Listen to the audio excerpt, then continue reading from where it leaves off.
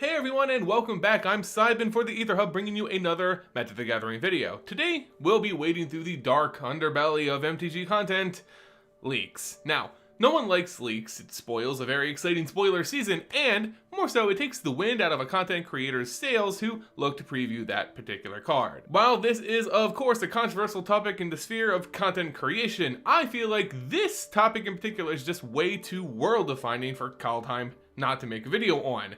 That said, I won't be providing the card details itself with its mechanics or text. I want all of that previewed properly. However, the character in question present on this leak, well, he can't be ignored. So today, let's discuss the oil in the room.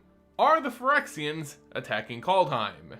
Before we get into the meaty details of this lore leak, let's throw a little meat your way with a weekly giveaway. This video's giveaway, since we're talking Phyrexians, will be a copy of Atraxa, Praetor's voice. Find out how to enter at the end of the video. Remember, you can also support this channel over on Patreon, where you get this video early, as well as signed cards and a credit at the end of my videos. Check out all those and other perks in the description below. And now, back to the lore.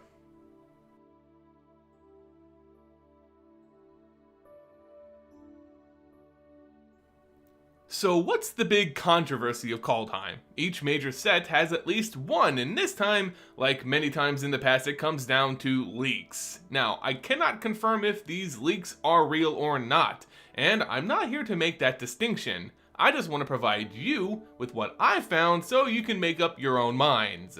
With that said, from a supposedly leaked card found jammed into a pack of Commander Legends, it appears a Phyrexian Praetor, Voronklex, has somehow made his way to the plane of Kaldheim.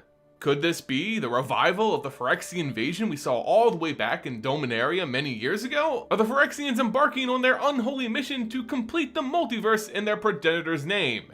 Does the will of Yawgmoth come for Kaldheim? Well, I have my theories, but they're just that. Theories, assuming this card is even real in the first place. But let's have some fun. Let's look at the probability of the Phyrexians appearing on Kaldheim and how they would actually get there. Vorinclex, just to give a little backstory, is one of the main Praetors of New Phyrexia. The Phyrexians 1.0 were thoroughly defeated by heroes when they attempted to invade Dominaria, but this didn't wash away their corruption completely from the multiverse, despite their plane of origin being completely devastated. Phyrexian oil, the substance which can spawn more metal monstrosities, was carried by the planeswalker Karn and took root on his own artificially crafted world. This gave rise to New Phyrexia, as more and more organic creatures became twisted by the Phyrexian oil, also coming to the One. This idea of one purpose to complete the world and beyond, completion being the process by which machinery is painfully added to an organic being and they join the Phyrexian ranks. Vorinclex is a Praetor, a leader of the New Phyrexians. Representing green mana, he's really the most animalistic of the Praetors. He believes in survival of the fittest, the strong culling the weak, and to that end, only the Phyrexians are strong. Praetors are very smart tactical beings. They lead the Phyrexian campaign for Yawgmoth's sake, but Vorinclex is a different type of monster. He relies on strength and strength alone. He doesn't partake in politics or scheming, he just bulldozes the weak. Something I believe would fit perfectly on a Norse-inspired world like Kaldheim. But that brings us to the big question. How could he and possibly other Praetors even get to Kaldheim? The original Praetors wanted to sweep over and complete the entire multiverse in their master's vision. However, those on New Phyrexia, they have a different goal. Without any means to travel between planes or between the blind eternities, the New Phyrexians are content with just conquering their current home of half-metal organic denizens. They don't really think in a more macro sense, so Vorinclex being on Kaldheim to me doesn't actually signal a larger attack on a new plane. As I said, Vorinclex is probably the dumbest of the Praetors, attacking remorselessly and with an utter disregard for gathering intel. Not the sort of agent a smart, coordinated campaign would send to a foreign plane to initiate an attack. As we don't know if other Phyrexians are going to appear on Kaldheim or not, it just doesn't feel like an all-out attack. So with no way the new Phyrexians on New Phyrexia could travel through the Blind Eternity, and Voronklex not feeling like the start of something bigger, why is he on Kaldheim? To figure out this motivation, we had to pull some information from the Kaldheim trailer. I plan on making a full breakdown of that trailer in a different video, but for now, we can tell that clearly the planeswalker Tibalt, the half-devil miscreant, will be involved in the greater overall story of Kaldheim. He seems to be taking a very Loki-esque role in Kaldheim, talking about creating chaos, using the power of Kaldheim's gods to create that chaos. So without a doubt, whatever happens as a threat on Kaldheim, Tibalt is going to be behind it. How does this help our case for Phyrexians on Kaldheim though? It's not like Tibalt can summon different beings to other planes or has an interplanar portal jammed in his chest like Tezzeret. Now, if this was Tezzeret on Kaldheim, it would make a little bit more sense, but how can Tibalt bring Vorinclex to Kaldheim? In the Kaldheim trailer, he describes the power of the Kaldheim gods and how everything is connected to this Tree of Life reference, and that tree being connected to all the realms. Of course, all of this pulls straight from real-world Norse mythology, but I would say that this tree isn't merely only connected to different realms of Kaldheim, and that could mean that it's also connected to different planes throughout the multiverse. I would suspect, as Tibalt alludes to, that he seeks to sow chaos using a tool of the gods, a weapon, something that we have already seen as a spoiler and plenty of references to in Norse mythology. We know of one of Kaldheim's gods, Halvar, god of battle, who is also a flip creature, with the other side being a legendary equipment. In Halvar's case, this is the Sword of the Realms, a weapon very similar to one that we see throughout Kaldheim's trailer. With this sort of name, I believe this is the power that Tibalt is seeking, a weapon forged for the gods that can open portals to other realms and possibly other planes. This theory has loads of support from what we know of Norse mythology. If you're a fan of the Thor movies, for example, you'll be very familiar with this reference. In Norse mythology, there exists a construct known as the Bifrost, a rainbow bridge used to travel throughout the different realms of that universe. It can take you from Midgard, Earth, to Valhalla, the realm of the gods, and anywhere in between. This bridge is also activated by a weapon. In most cases, it's a spear, but a sword is also referenced in some myths as well. So you can see that this is easily co-opted in MTG for Kaldheim. The flavor text on Sword of the Realm also gives us information on how this weapon is used. It cuts through the cosmos itself, carving new omnipaths between the realms. Omen paths would be the MTG equivalent of the Bifrost. And let's say the gods use these omen paths to only travel the realms that they're aware of. Remember, even gods lack the knowledge of other planes. Just take a look at the gods on Theros. With all their knowledge, until recently, only one was even aware of other planes or planeswalkers. The gods of Kaldheim likely also lack this knowledge, so maybe the Sword of Realms is only limited to the realms they know about. But if in the hands of a planeswalker with that knowledge, maybe it can be used to open portals to other worlds. Enter Tibalt.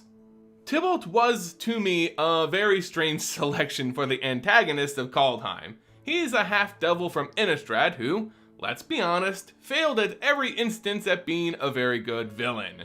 The very first time he showed up, he was a minor nuisance who got utterly destroyed by Soren Markov before he could do really anything. And ever since then, he's been like a D-level character. He didn't really do much in War with the Spark either, outside of party with some Rakdos demons. In fairness, he did party against Bolas and his forces, but still, it was a pretty minor role. Still, we know that Tibalt is overall one of the most lawless and purely chaotic characters in the MTG multiverse, drawing parallels with the trickster god of Norse mythology, Loki.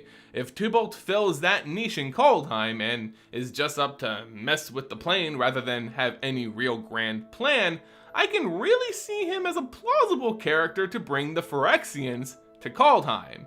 It may be a little random spoony in terms of plot development, and it feeds into the idea that the Phyrexians aren't really invading, but are just kind of dropped on a random world just for the lulz. But with Tibalt, it kind of works. So that would account for the lore reason, the support story-wise, why the Phyrexians could appear on Kaldheim, but Is it even possible from a game mechanic and Wizards of the Coast's business logic? What's the evidence that this leak is real, or have we been bamboozled? To be honest, when I first heard and then saw this leak, I was pessimistic about its authenticity, mostly because it was leaked side by side with another Phyrexian card using art I know to be a popular fan-created piece of work. So I thought, hey, this Vorinclex one is probably fake too, right? But as it turns out, this art for Voronklex can't be found anywhere else on the internet. It doesn't, at least offhand, appear to be any piece of popularized fan art that the community really knows about. Now, if this isn't accurate, please let me know in the comment section below, because this is by far the greatest point of contention right now in this discussion. Some people say it's fan art, or even claim it's their own art, while others scour the internet and can't really find a trace of it. So if this is fan art, then it's 100% fake, no doubt. If not, well, get ready. My next point would be Mark Rosewater, the head honcho in terms of the physical cards over at Wizards of the Coast, making a statement some years ago that Phyrexian will never ever be a creature type. I wasn't paying any sort of attention to those sorts of details or statements back when I was playing New Phyrexia, but apparently back then they resisted making an official Phyrexian creature type in that cycle, going so far as to say they don't ever want to see it as a true creature type. Probably because back then, in its self-contained block, the type just wouldn't have any further support. You'd think that this would go as a mark against Phyrexians returning in Kaldheim, especially with the leaked Vorinclex card containing that very specific creature type Phyrexian. A golden sin in the eyes of many players. Could the fraud maybe have just forgotten about that little detail? I think not, and in fact the Phyrexian creature type actually supports what that same Mark Rosewater stated about Kaldheim itself, that the set will, quote, introduce a creature type players have been waiting for years. That right there says it all. Players have been waiting years for the Phyrexian creature type because, well, Magic players are weirdly obsessive over card details, and despite it being directly contradictory to a previous statement, the introduction of the Phyrexian creature type, which we see on this leaked card, would certainly fit perfectly, leading me to change my original opinion and really leaning towards Phyrexians actually appearing on Kaldheim.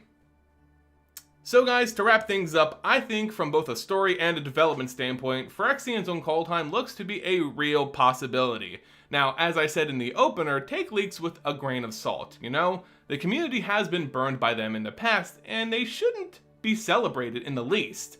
I really believe that official spoilers are such a cool thing for content creators that spoiling their cards ahead of time is just a real bummer.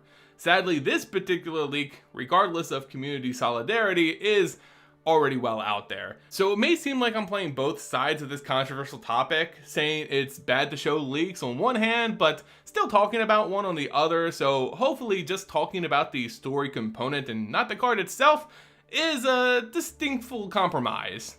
Now for the giveaway portion of this week's video, where you can win a copy of your own little Phyrexian companion, Atraxa Praetor's Voice. To enter, you must be a subscriber, like, and comment on this video, as well as follow me on Twitter. When you follow me on Twitter, it's just the easiest way to reach out to me if you're a winner. You can find both my channel and my personal Twitter linked in the description box below. The winner will be selected from the comments and announced in next week's video. Oh, and the winners of each of our giveaways are going to appear as a pinned comment on the video that the giveaway is announced in, so be sure to check the comments to see if you're a winner. Remember, you can also support the channel over on Patreon, where you get videos like this so much earlier than on YouTube, as well as signed cards and a credit at the end of my videos. Check out that and all the other perks in the description below. As always guys, thank you all so much for watching and supporting the channel, and until next time, see ya!